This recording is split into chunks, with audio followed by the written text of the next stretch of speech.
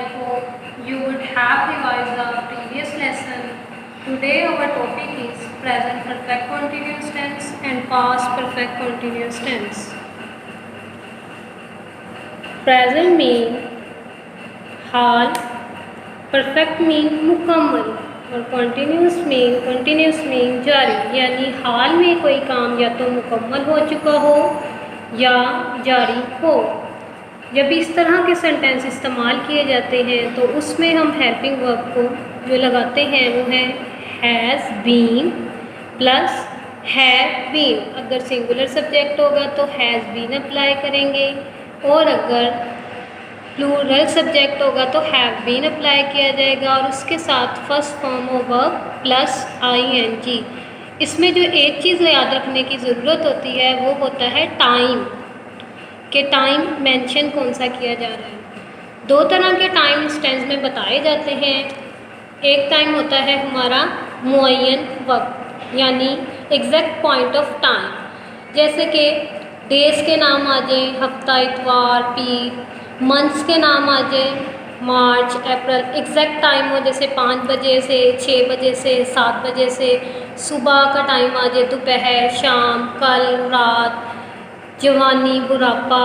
Season के साथ जैसे मौसम गर्मा, सरमा।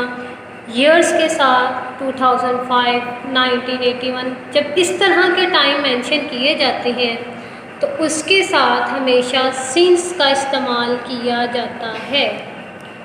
गैर मुअय्यन वक्त 2 दिन से, पता नहीं कौन से 2 दिन है, 4 घंटे से, 4 सालों से, और इसी तरह के जब अल्फाज इस्तेमाल किए जाते हैं तो हम आम तौर पे फॉर लगाते हैं। Now move to the structure.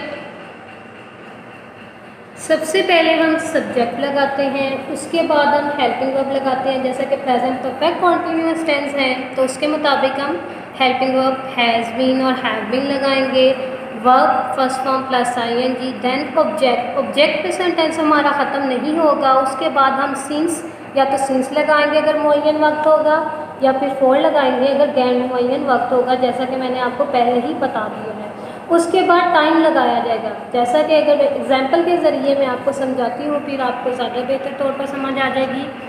I is subject, have been is helping verb, waiting is main verb, for you is object. For क्यों लगाया, जैसे मैंने कहा या सिंस अप्लाई किया जाएगा या फॉर 1 घंटे से। 1 घंटा कौन सा है, यानी गैर मुअय्यन वक्त है, उससे पहले हमने फॉर लगा दिया।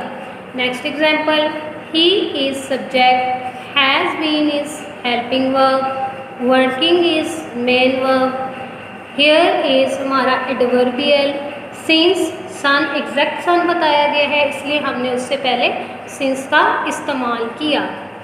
Now move to the past perfect continuous tense. Past perfect continuous tense में भी मुअय्यन और गैर मुअय्यन वक्त इस्तेमाल किया जाता है, जो कि मैं आपको पहले ही एक्सप्लेन कर चुकी हूँ।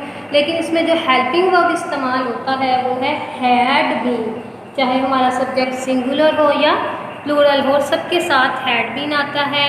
और फॉर्म जो इस्तेमाल होती है वो first form plus ing। Now move to the structure. Subject helping verb कौन सा होगा, हैड बीन, क्योंकि पास्ट परफेक्ट कॉन्टिन्यूस है। देन वर्ब, ऑब्जेक्ट, सिंस या फॉर लगाना है, टाइम, फिर सेंटेंस मुकम्मल हो जाएगा। For example, she had been typing for 1 hour. She is subject, had been is helping verb, typing is main verb, for गैर मुअय्यन वक्त से पहले फॉर लगा दिया जाता है। We decided to stop for after we had been working for an hour. ये एग्जाम्पल आपको ऊपर वाली एग्जाम्पल से थोड़ी डिफरेंट दिखाई दे रही है। अगर आफ्टर का वर्ड आ जाए, इस तरह के और वर्ड आ जाए या 2 क्लॉजेस को जोड़ा जाए पास्ट परफेक्ट कॉन्टिन्यूअस टेंस में, तो हम क्या करते हैं, एक पार्ट को हम पास्ट परफेक्ट के मुताबिक करते हैं और एक पार्ट को हम पास्ट इंडेफिनिट के मुताबिक करते हैं, जैसा कि एग्जाम्पल में सॉल्व किया गया है। और आगे सिंस या फॉर टाइम को मद्देनज़र रखते हुए हम सिंस या फॉर लगा देते हैं। Now move to the intensive course in English and go to the page number 26। Student ये जो आपको बताया गया है लैंग्वेज प्रैक्टिस में, ये सारा पार्ट मैं आपको पहले ही डिफाइन कर चुकी हूँ। जो पेपर पे आपको समझाया गया सब पार्ट पहले डिफाइन हो चुके हैं। Now go to the written part. Rewrite the following sentence into the present continuous tense. Present continuous tense के मुताबिक इसको सॉल्व करना है।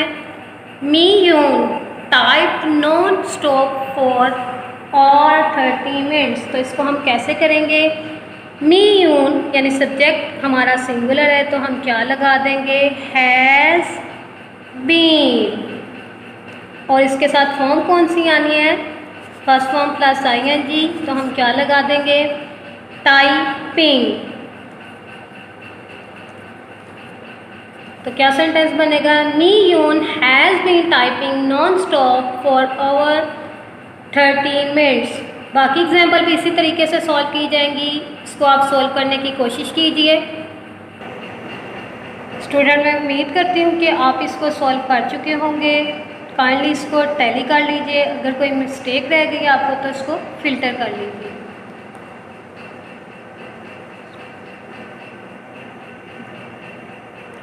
Now move to the B part. Complete the following sentences.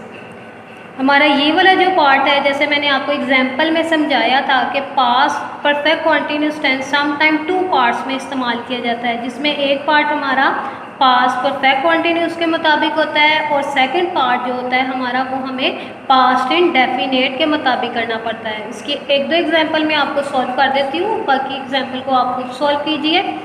After she had been teaching the class for a week, she went on a long week.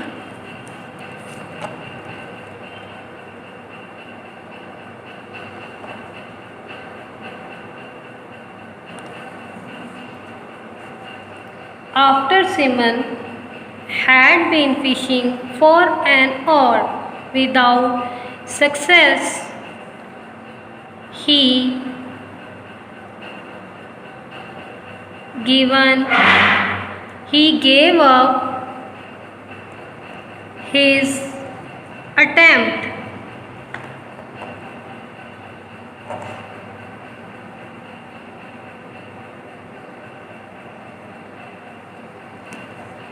Student बाकी भी इसी तरीके से सॉल्व होंगी।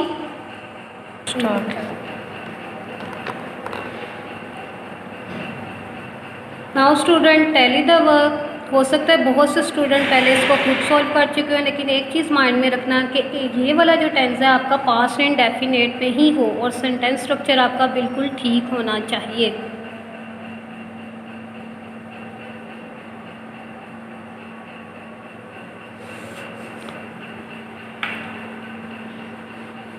Now move to the C part. Fill in the blanks to form suitable verb in the perfect continuous tense। यानी हमने इस blank को फिल करना है परफेक्ट कॉन्टीन्यूस टेंस के मुताबिक। I have been using the machine for an hour. The woman has been waiting. तो बाकी एग्जाम्पल भी बिल्कुल इसी मेथड के थ्रू सॉल्व की जाएंगी। स्टूडेंट नाउ टैली जो वर्क जिस तरह 2 एग्जाम्पल पहले सॉल्व की गई थी बिल्कुल उसी मेथड से सॉल्व की गई हैं। अब इसको आप ध्यान से टैली कर लीजिए और अपनी बुक पे नोट डाउन करें, because it is included in your assessment.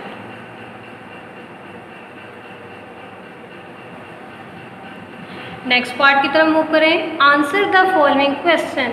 How long have you been living in Singapore. इसको भी बिल्कुल इसी मेथड के थ्रू हम सॉल्व करेंगे। हाउ लॉन्ग वो कह रहा है कि आप कितने अरसे से सिंगापुर में रह रहे हैं। तो हम क्या करेंगे, इसको जब यू पूछा जाता है तो इसका आंसर किस में दिया जाता है? आई में। I have been living in Singapore question mark को हमने कट कर दिया। क्या लगाया? सिंस मैंने क्यों लगाया? क्योंकि मैं एग्जैक्ट टाइम लगा रही हूँ, क्योंकि मैं 2005 से वहाँ पर रह रही हूँ, इसलिए मैंने सिंस लगाया। अगर मैं फॉर 1 ईयर लगाती तो मैं यहाँ पे 4 अप्लाई करती। बिल्कुल इसी तरीके से बाकी एग्जाम्पल भी सॉल्व की जाएंगी। Now student tally your work, इसको भी अच्छी तरह टैली कर लीजिए। आई होप, मैं उम्मीद करती हूँ कि आप इस लेक्चर को अच्छी तरह आपने समझ लिया होगा और इसकी अच्छी से ज़्यादा प्रैक्टिस कीजिए। Thank you. अल्लाह हाफ़िज़।